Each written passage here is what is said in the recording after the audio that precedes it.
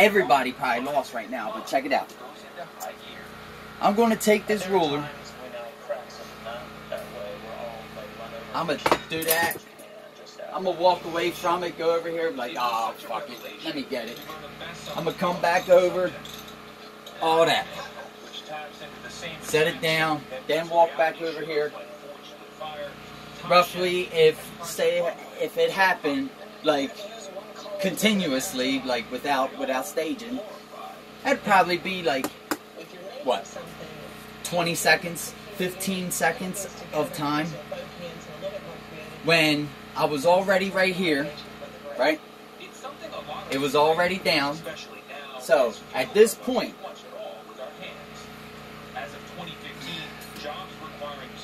now, what I did was, I bought myself time. Because instead of in the future down the road wasting them 15 seconds to coming back over here to take care of that and to walk away from it, I was already here, so I just did it. I took the 2 seconds, to pick something up and put it where, or not even pick something up, but just to walk over and set it down. For me to take the 2 seconds to do that saved 20 seconds of this, let alone the mental time also. I just made more time. So, in the scenario of, you know, one person doing that way, and, you know, A and B, the guy in A is farther ahead, right? Less aggravated, still has a smile on his face. The guy that got frustrated because he had to go back and then pick this up, and then he forgot what he was doing over here, and who knows how much more time he loses. Because at the end of the day, when all's said and done, don't you want your time to count for something? Yes, I do. I know I do. I want, when God's done preparing my room, He's painting it, He's hooking it up for me. I already know it, because I know it in my heart, and I know He knows my heart. So, now, anybody can tell me any different. God knows my heart. So, He's up there remodeling my room, getting it ready for me, and, but there will be a judgment. And you know what? When I'm up there looking at this magnificent, just beauty of just perfectness, when God says to me, I gave you X amount of years, what did you do? I don't want to twiddle my thumbs and wondering what I do with the time that He genuinely gave me. I don't want to be speechless when it comes to a question, especially from the Lord. When He asks me, you know what I'm going to say? Well, you know what?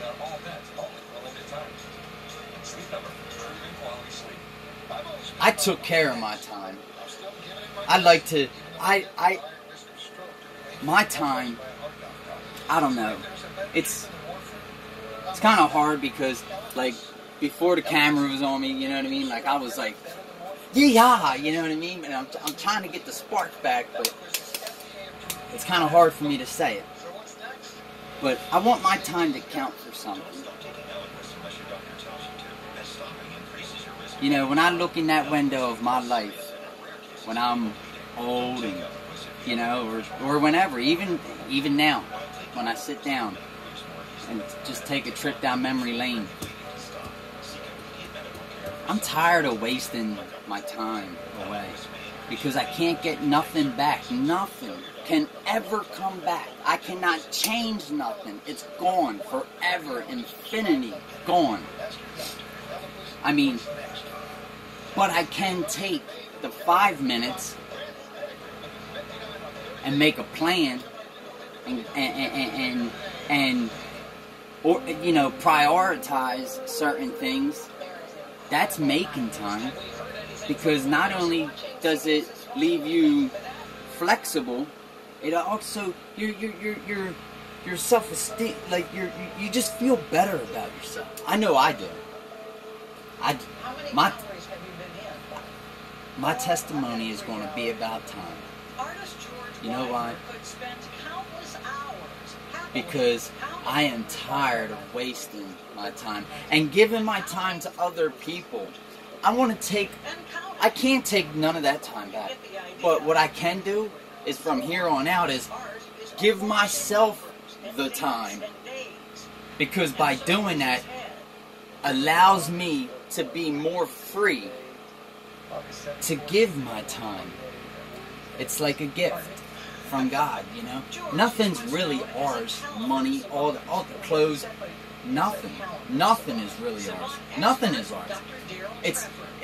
We're borrowing it. It cracks me up when people, these high-end designer jeans, like, alright, they had a hustle, like, God bless. But when it goes to, like, say one parent not allowing their kid to wear a pair of jeans because they got a little cut in it or a little rip. Really? Like, do you know we are buying jeans already ripped? We ain't even got to wear them to break them in no more. These. Bought like that. It's funny. It's just funny. It's just... I'd rather give myself time so I can give the most precious gift other than life that God gave me. And He gave me some time. So you know what? With that being said, I'm going to do something positive to the best of my ability. And I really don't care if I get ran over on the way there. Because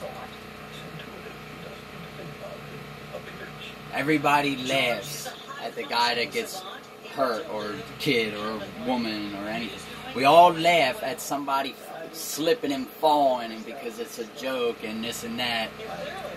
And then we care. Imagine what the world would be if we actually cared first and then sat around and laughed about it. Picture that scenario. So much time is wasted by watching somebody that's handicapped, and I was eaten alive by dogs at the age of 6.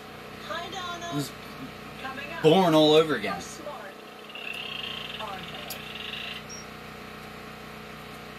I can't imagine somebody just,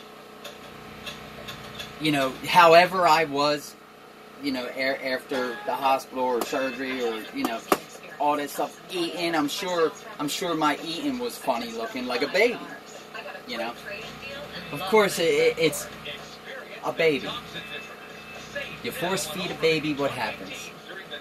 You're trying to rush your time, you force feed a baby, what happens? You make a mess. And you're the one that makes a mess.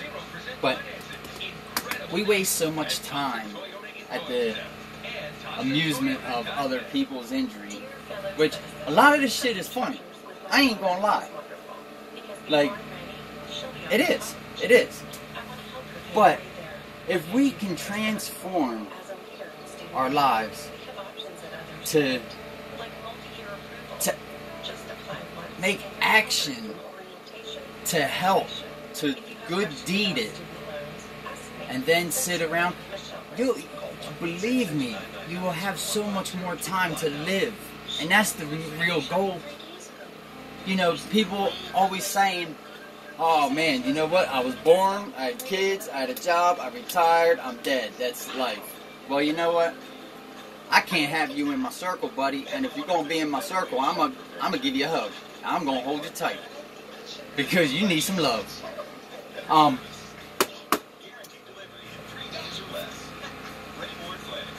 See, you know what I want to be? I love what I do. I'm in construction. I love it. I love it with my heart. I have true, pure love for the construction field. I do. Through the cold days, the hot days, the good, the bad, and the ugly, you know what? It's a part of life, so I adapted it to it. And I just love what I do. But since I was a little kid, I had, like,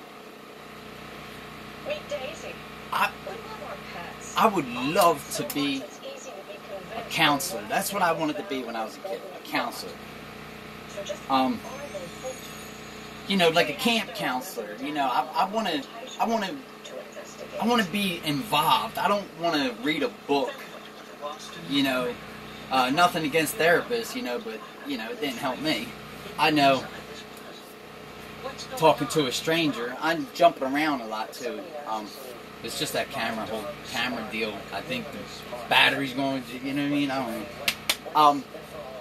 If it was more of like a podium and I was ready, I would have prepared. But this is freelance time. I'm just freelancing right now, right off the dome. So I don't have cliff notes or nothing like that. But I believe I'm handling it well. Now that I forget what I was going to say. What was I saying? I need to stop and ask. About being a counselor. Oh. I would love, wow, you know what? Like, it makes me a little bit sad that I would forget that because that is truly something that is, you know, dear to my heart. You know, it's a childhood dream. To be a camp counselor, I seen them guys. I got in a little trouble when I was 15, and you know, I had to go to this Tressler program, and you know, I hiked 164 miles of the Appalachian Trail, and it's supposed to be punishment. I had the time of my life. I was whitewater rafting. I was camping outside. You ask my Aunt Jeannie. We used to camp at the campground. I've refused to sleep in the trailers. I slept on a metal glider that was on the porch because I said if you sleep in a camper, you are not camping. I refused. I refused to stop fishing also because when this is camping it's about you and the wilderness. It's about, to be honest, freedom. She used to yell at me, and I used to get in so much trouble every single day. Not Mondays, Wednesdays, and Fridays, but every single day. Every day. Because I would refuse to come up and eat until I caught a fish. I wasn't leaving. I said, I ain't going nowhere, Aunt Jeannie. Get your fuck up here. She dragged me by my arm and everything. Yup. As soon as I get done eating, run right back down to the water. You ever run into her, ask her about the time, how I did the camping thing. I refused. Something about just, it was beautiful. So I got in a little bit of trouble. To make a longer story, try to shorten it up. And they put me in that program, and it was hiking 164 miles of the Appalachian Trail. I wanted to go again. I'm like, yo, if I go get another one, can I, will you put me back in? I didn't want to leave. It was fun. I loved it. Learned a valuable lesson about what I did, and, you know, needless to say, I learned something. But anyway, it was amazing. It was amazing. And that's what I want to do. I would love to be able to do that for children now. To the Big Brother program, you know, I would love to be involved like that. I would love to be involved like that. And I just don't think shrinks help me, because I can go to a bar, get a beer, and talk to a friend for an hour, and I can walk out of that bar lighter than when I walked in. Because I'm able to get the stuff I don't feel weird to talk about in front of other people. I can get that kind of shit out when I know I'm talking to my buddy. That's the truth of the matter. For me, it ain't. He needs a shrink that's got a PhD and an MPV and a ABC and a 1, 2, 3. That ain't gonna help me. You know why? Because why am I gonna talk to you when you don't even know me? You know me from a name on a piece of paper. Now, I can go to somebody that knows me, that knows the trenches I was in, that knows the struggles, my hurts and hang-ups throughout life. Sometimes it's not always a bad thing to be in the wrong place in other people's eyes. Because ultimately, God gave one of the greatest gifts. There's so many great gifts that God gave. I mean, life, He gave us time, and here's another one, ready? He gave us free will. That's you know, them three right there, I mean, free will. We know if we're on probation and we got to go see that PO, I'm not giving examples of how to do nothing or anything like that. This is all examples. If I know I got to go see my PO tomorrow, I'm sitting in that bar talking to my buddy because I got this killer problem. I know before I take that sip, there's a thought there's a trigger going to happen in my head, and it's going to say, I will have a hot urine, a dirty urine.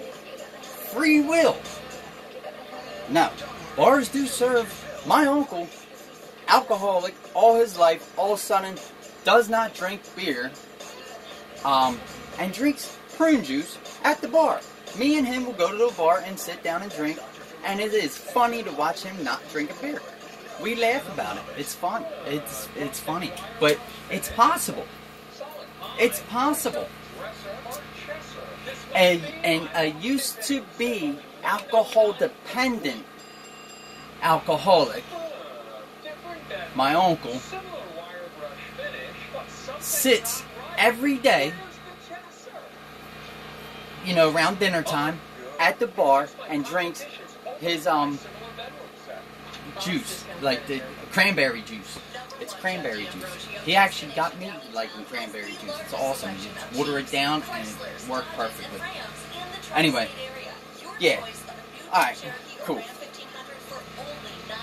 Oh, I would love to be a motivational speaker. You can't tell right now because I'm like, I ain't got the fire. I just got spunk right now. But, like, I know when I see, I'm I got something to say. That's what I'm doing with my time, and it's great. And it's fire. It is fire. And if you too hot, it is ice too. It's yes. It's a beautiful thing. All right. I want to get captured when I'm in my moment. Tell them about me when I'm in my moment. I get in my moment, and you know what? It is. You know what? Just the other day, I stopped somebody from going to do something that would have been bad. But I knew that I have something to say that can help somebody. That somebody needs something that I have inside. And I want to give that. I want to just give it. I want to give it away. Because the more I give, it only makes more room to get. It's a win-win situation. I stopped someone the other day from committing an armed robbery. You know, I stopped them with just talking to him, and the last thing I said was, when you're locked up, we wish to be free even without a penny in our pockets, just to walk down the sidewalk. Now imagine one decision can take that forever and erase it. Let alone the possible danger somebody could get hurt, including yourself. I just, without persuading him away, I know it in my heart that I'm being used by the right one. I know that. I'm being used. I'm a filter. And that's, you know, I'm a filter, and that's the best job that I can accept. You know what? I am cool with that. Because being a filter, you get everything.